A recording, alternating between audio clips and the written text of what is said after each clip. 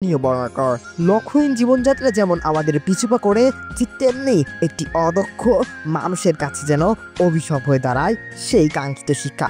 মাননীয় মডারেটর, আমাদেরকে বিশ্বাস করতে হবে আজকে এই বাংলাদেশের প্রেক্ষাপটে একজন শিক্ষিত মানুষের কথাটা প্রয়োজন। মাননীয় মডারেটর, আজকে দেখতে পাচ্ছি আমাদের বাংলাদেশে শিক্ষিত হচ্ছে ঠিকই, সে গুণগত যে আসল শিক্ষায় শিক্ষিত হওয়া সেটি কিন্তু বাংলাদেশের কোনো শিক্ষার্থী পারছে না। মাননীয় মডারেটর, আমরা লক্ষ্য করেছি গত এনটিআরসিতে যেখানে লোক নেওয়ার প্রয়োজন ছিল ৮০,০০০, সেখানে নিয়েছিল মাননীয় মডারেটর মাত্র ৪০,০০০। কারণে মাননীয় মডারেটর কোনো সুদক্ষ শিক্ষক কিন্তু সেখানে পাশ করতেই পারেনি। মডারেটর, তাহলে কেমন আমরা বলতে পারি আমাদের বাংলাদেশের শিক্ষা শিক্ষিত হচ্ছে? মাননীয় মডারেটর, আজকে আমাদের ছাত্রদেরকে আমরা শিক্ষিতই করতে পারতাম, তাহলে আজকে বাংলাদেশের প্রেক্ষাপটে এত দুর্নীতি চলতো না, এত হাই বা হয়রানির শিকার হতো না। মাননীয় মডারেটর, আজকে যখন ৫ বছর বয়সের একজন নারীকে যখন ধর্ষণ করা হয় মাননীয় মডারেটর, বিচার করা হয় না। মাননীয় মডারেটর, এই দেশকে আমরা কিভাবে চাই একটি সুন্দর স্বপ্নের সোনার বাংলাদেশ বিনির্মাণ করতে? মাননীয় মডারেটর, কখনোই এটি সম্ভব নয়। আর যদি সম্ভব হতেই হয় তাহলে একজন শিক্ষার্থীকে অবশ্যই সুশিক্ষায় শিক্ষিত হবে,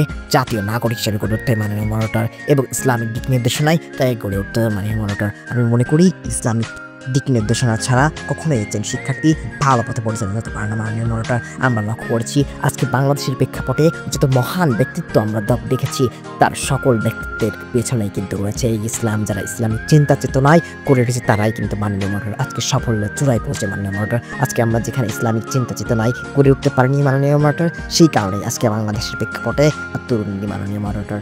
তাই আগামীর স্বপ্নের বাংলাদেশ বিনির্মাণে ইসলামী চর্চা, ইসলামী সাহিত্য চর্চার কোনো বিকল্প নেই।